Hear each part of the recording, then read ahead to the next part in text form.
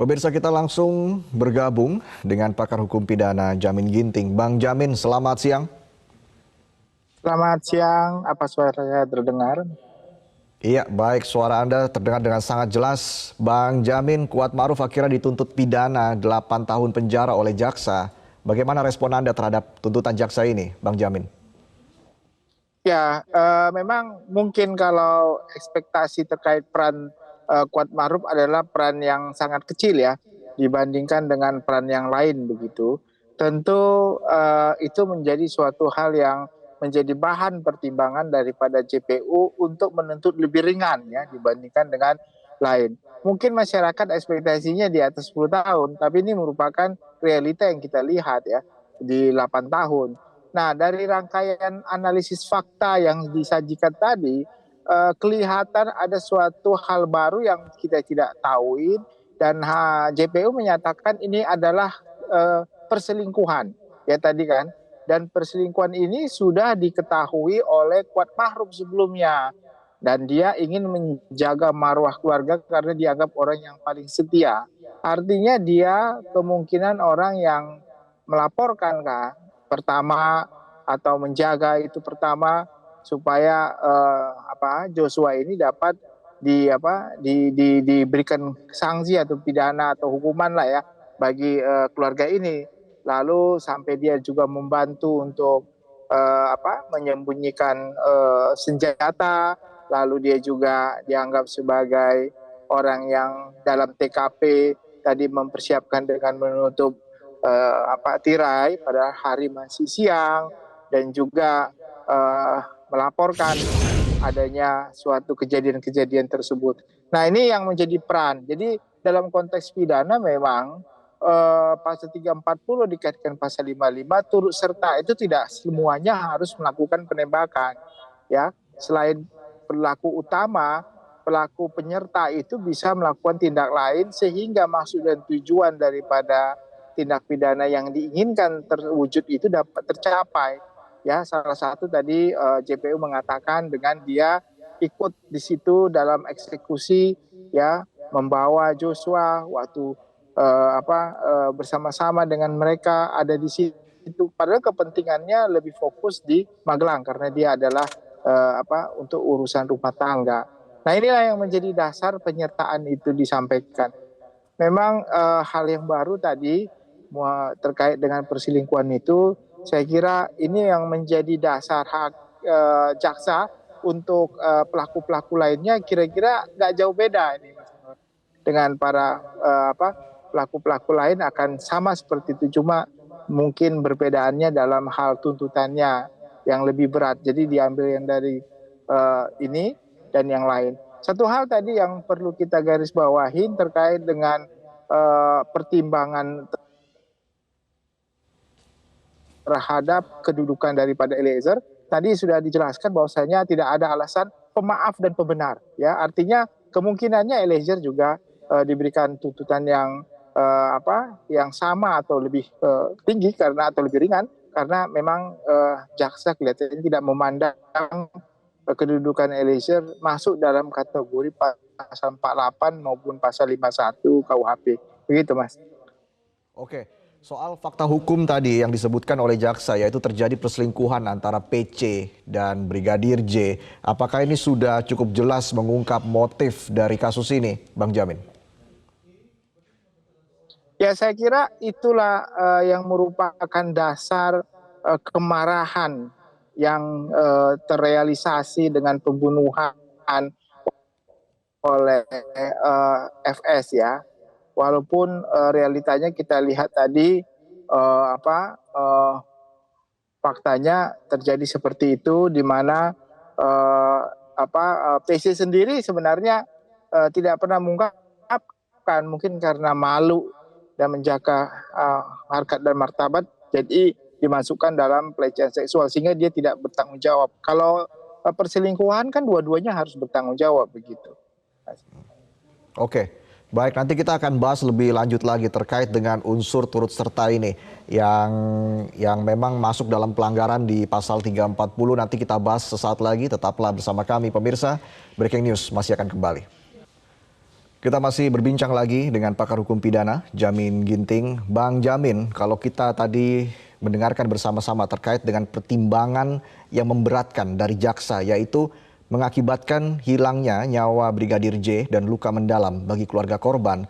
Lalu Kuatmaruf juga dianggap berbelit dan tidak menyesali perbuatannya sehingga itu menimbulkan kegaduhan di masyarakat, menimbulkan keresahan di masyarakat. Apakah dengan tuntutan 8 tahun penjara itu setimpal dengan pertimbangan-pertimbangan yang memberatkan tadi, Bang Jamin? Ya, artinya itu kan menjadi dasar kenapa jaksa menjatuhkan tuntutan 8 tahun ya. Karena kita ketahui juga tidak ada pengakuan secara menyesal ya. Ya, pertanyaan terakhir yang selalu ditanyakan, apakah menyesal Anda melakukan ini, dianggap saya tidak pernah merasa melakukan kan begitu kan. Lalu berbelit-belit ada pertanyaan sampai dianggap dia memberikan keterangan berbohong begitu. Nah, ini merupakan alasan-alasan yang menjadi dasar pemberatan terhadap tuntutan. Dan itu biasanya juga dipakai oleh hakim ya dalam putusannya. Saya kira dengan konteks 340 dengan ancaman pidana hukuman mati atau seumur hidup ya, dengan orang yang membantu seperti ini dengan tuntutan 8 tahun, harusnya dalam sisi hukum itu sudah merupakan yang tepat ya dalam konteks kalau pembuktiannya nanti dinyatakan memang bersalah. Biasanya hakim memutuskan bisa lebih rendah ya pada umumnya ya dari tuntutan ya, bisa jadi 6 atau sampai 5 tahun begitu. Jadi wajar-wajar saja saya kira kalau jaksa menyatakan adanya suatu unsur yang terpenuhi dalam 340 dengan ancaman pidana 8 tahun itu merupakan yang menurut saya sangat wajar gitu ya, menurut saya sangat wajar sampai jaksa merasa ada hal yang memang memberatkan dan membuktikan perbuatannya begitu Mas. Oke, artinya walaupun ini sudah memenuhi unsur-unsur dari pelanggaran di pasal 340 ya, khususnya nih kalau kita bicara kita fokus lagi ke unsur turut serta ini, karena kan ada kata-kata Kuatmaruf yang soal jangan ada duri dalam rumah tangga, lalu Kuatmaruf juga tidak menolak pemberian hadiah dari Verdi Sambo. Artinya di sini kan ada kerjasama, ada persekongkolan begitu yang erat dari para terdakwa, Bang Jamin.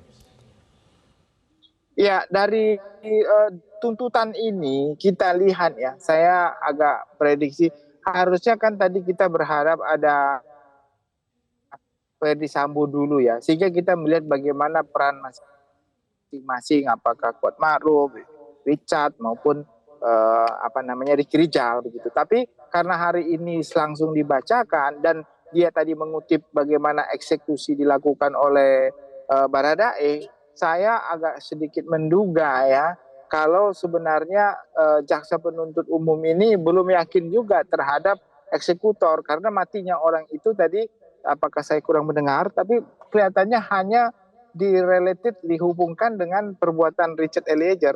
Artinya saya nggak mendengar, mungkin lupa, saya nggak paham, tapi saya hanya dengar Richard Eliezer melakukan pembunuhan sehingga dia tidak memiliki alasan pembenar atau pemaaf. Apakah itu nggak dimasukkan juga terkait dengan penembak kedua, Verdi Sambo yang ikut menembak, tadi kelihatannya tidak terdengar, maka membantu siapa kan konteksnya situ. Kalau hal ini kalau membantu Eliezer mewujudkan suatu perbuatan atau membantu Verdi Sambo, karena Verdi Sambo lah yang menjadi directing mind-nya ya, artinya orang yang memiliki kehendak untuk melakukan tujuannya itu melakukan pembunuhan.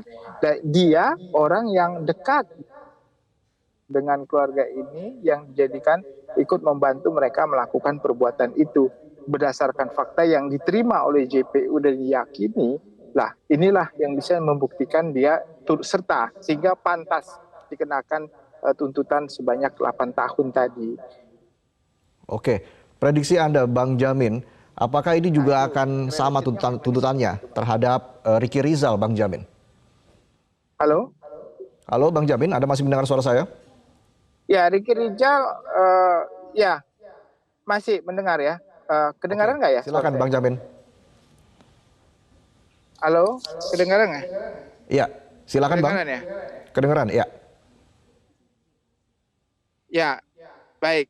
Nah, jadi terkait dengan Ricky Rizal, saya yakin hukuman tuntutannya lebih besar ya, karena Ricky Rizal kan sebagai anggota kepolisian yang bertanggung jawab. Mungkin alasan yang memberatkan yang bisa ditambahkan Ricky Rizal yaitu dia adalah anggota polisi ya, anggota kepolisian, walaupun yang meringankan dia menolak perintah melakukan itu, tapi dengan menolak itu artinya dia sudah mengetahui dari awal sudah ada rencana pembunuhan, dan dia juga sudah tahu ada rencana pembunuhan, disuruh melakukan, bahkan dia minta supaya Ricky Eliezer menggantikan posisi dia sehingga pembunuhan itu terlaksana gitu dengan dia membantu. Saya kira Ricky Rizal dalam posisi yang lebih berat, saya kira ya, dibandingkan dengan yang dikenakan tuntutan terhadap apa ini Kuat Ma'ruf ini, begitu Mas. Bisa di atas 10 tahun begitu Bang tuntutannya untuk Ricky Rizal, untuk Ricky Rizal. Bisa jadi, ya bisa jadi di atas 10 tahun kan, karena dia mempunyai kedudukan yang lebih tinggi ya dibandingkan, ya minimum sama, tapi saya kira sih tidak mungkin ya. Dia pasti lebih tinggi dibandingkan dengan Kuat Ma'ruf. Kuat Ma'ruf ini kan sipil, yang kebetulan dia hanya loyalitas dia lah ya, loyalitas yang berlebihan dalam tanda petik terhadap atasannya, sehingga apapun yang atasannya katakan dia melaporkan gitu. Bahkan dugaan memang di dalam pengadilan belum bisa dibuktikan terkait apakah laporan yang menjadi Verdi Sambo marah itu apakah dari Kuat Ma'ruf, karena nggak ada yang bisa membuktikan. Tapi realita dari apa yang disampaikan tadi, Kuat Ma'ruf sebenarnya seakan-akan dari jaksa JPU mengatakan sudah mengetahui perselingkuhan itu dari awal. Artinya bukan sekali dua kali ya konteks seperti ini ya.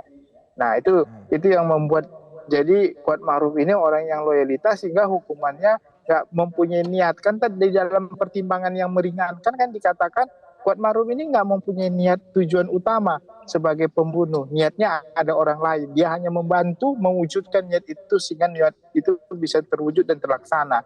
Itulah faktor pidana ya seperti itu, begitu Mas. Yang diukur tadi artinya ukurannya itu unsur turut serta tadi ya Bang Jamin?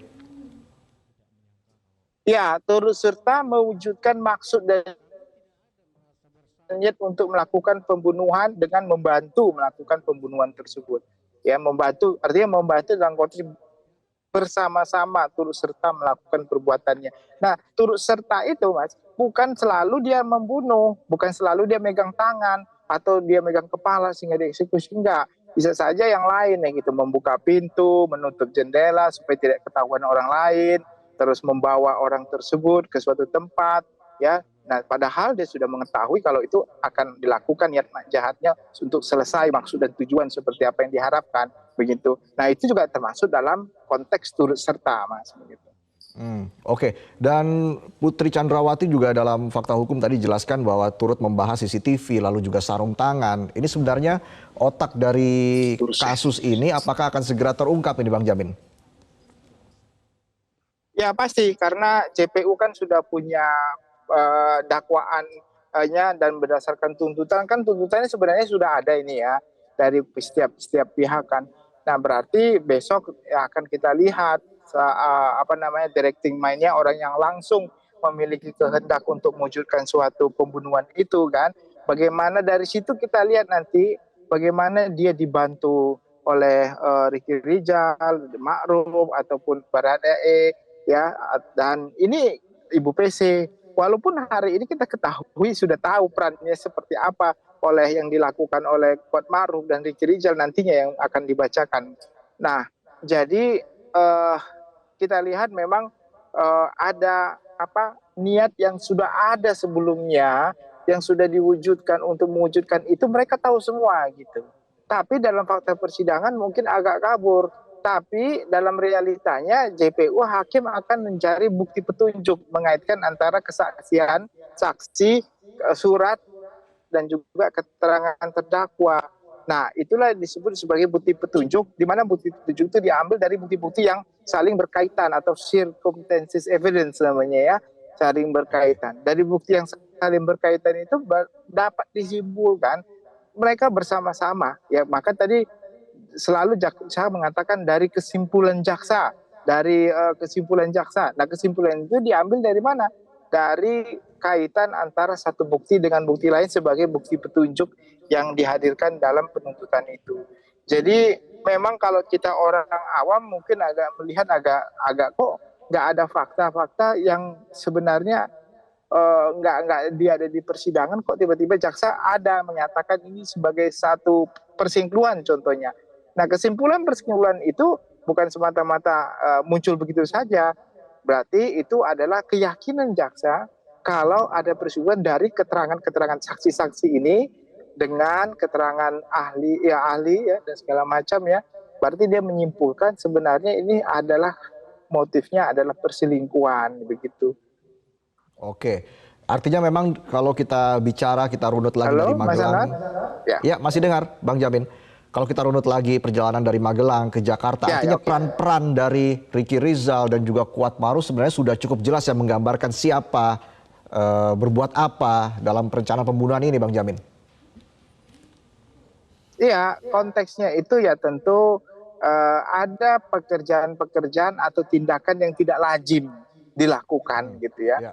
Sama tadi jaksa penuntut umum mengatakan, loh kok yang biasa nyetir itu adalah harusnya Joshua bersama Ibu PC. Kenapa sekarang yang pulang ke Saguling dari Magelang yang nyetir itu adalah Makruf, ya, Kuat Ma'ruf gitu, dan disimpan senjatanya di sana begitu. Ah itu. Oke, So, Bang Jamin, tim kuasa Ya, hukum itu, ya. akan menyiapkan pledoi untuk dibacakan pada Ya. hari Selasa depan begitu, Bang Jamin. Seberapa besar sebenarnya dampak pledoi ini untuk mengurangi tuntutan dari JPU? Ini mungkin terakhir karena baterainya agak udah mau habis ini. Jadi Oke, tuntutan singkat saja, Bang ini tentu mereka ada hal-hal yang mungkin agak lebih sulit, ada yang hal gampang dalam membuat video.